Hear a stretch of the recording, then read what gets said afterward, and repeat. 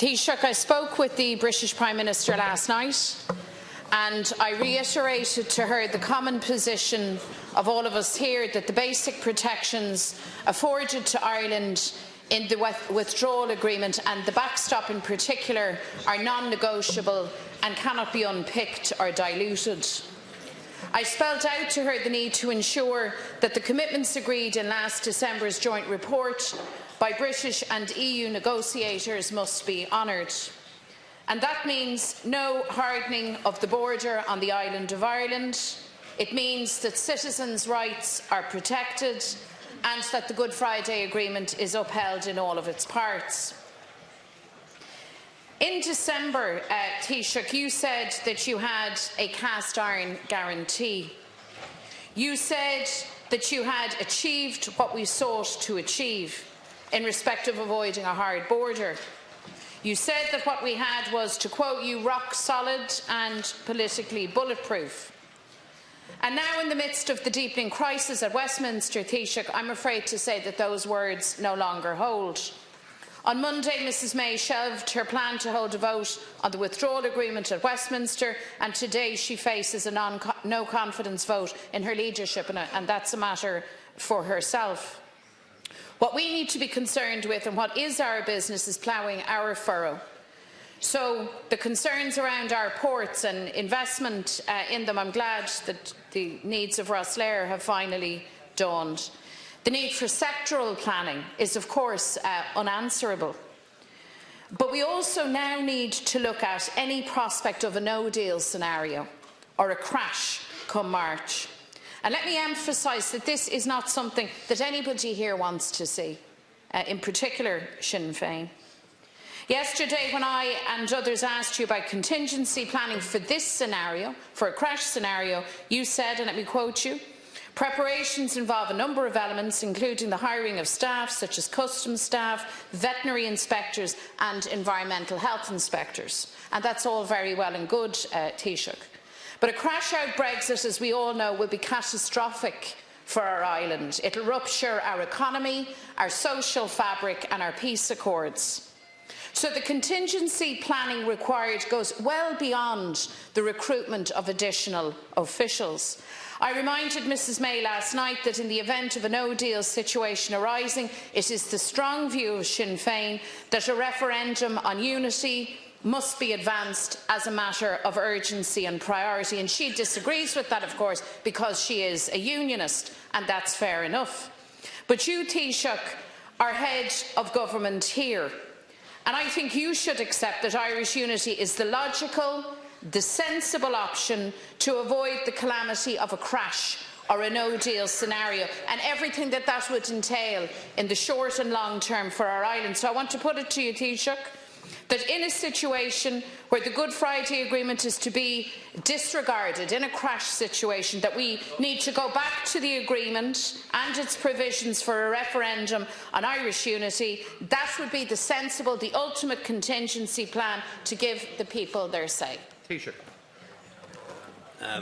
Deputy, you quoted me correctly in what I said in December and what I said on the joint report and the agreement that we struck between the EU and the UK last December.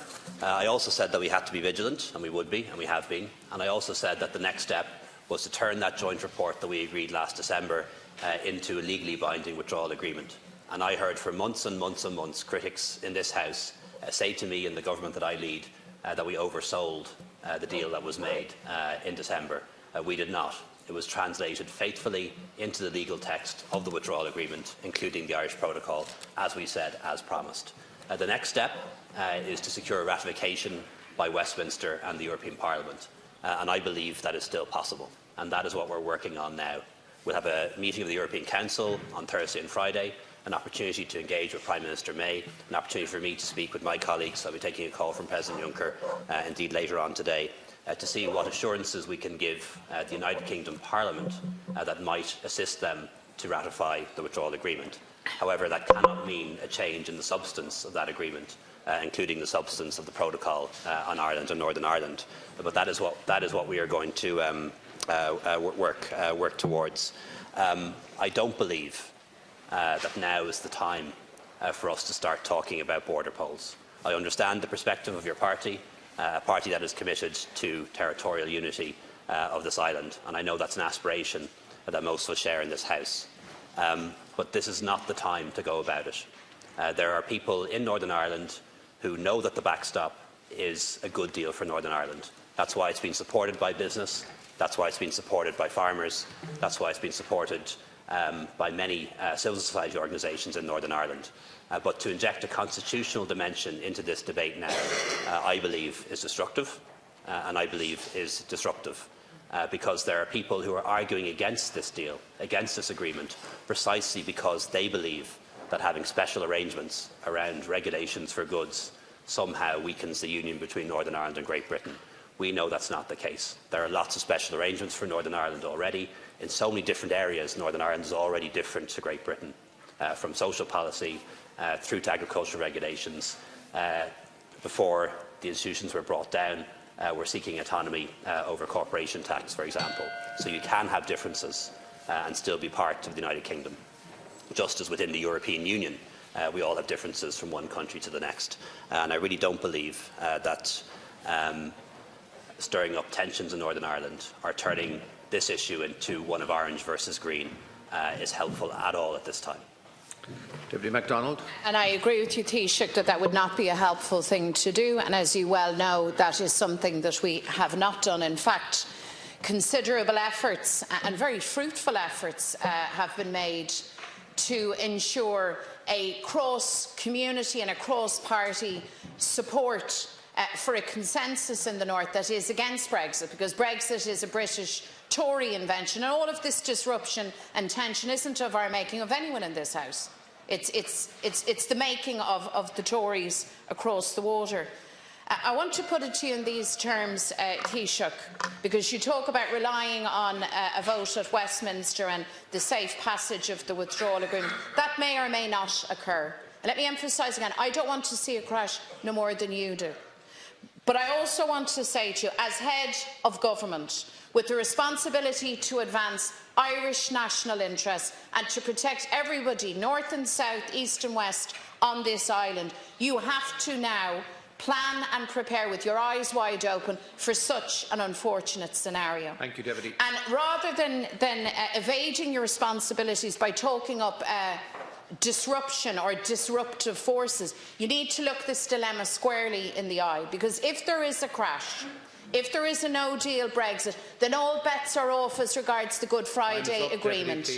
All bets are off in terms of economic prosperity and social cohesion and solidarity. So rather than advancing this plan as something that is hostile to any part of our people, you need to understand it as an absolute necessity. In the advance of a crash, we need a strong, robust Plan B. The only viable Plan B would be the removal of the border, the removal of the gash across our island. So I want to ask you again, as Taoiseach, have you planned for this contingency? Are plans underway? Because I think people need to hear reassuring words from you that you are planning in accordance with the Good Friday Agreement to allow people the opportunity to make a call ultimately between perhaps the union with Britain and membership of the European Union. Taoiseach.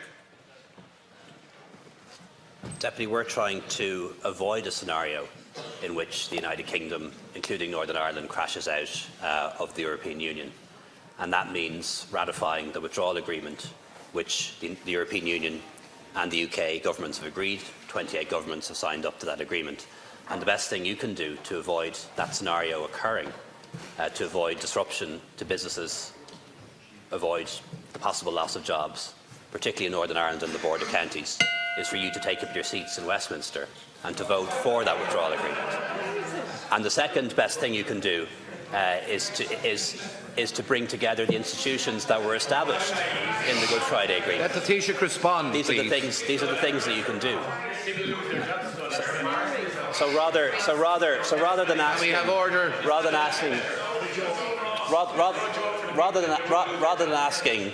asking me and the government that I lead about our preparations for hypothetical scenarios, the best things for you to do is to do what you can do take your seats in Westminster, vote for the withdrawal agreement, get the Assembly meeting again, establish an executive in Northern Ireland. Thank you, Taoiseach. Somebody else's job.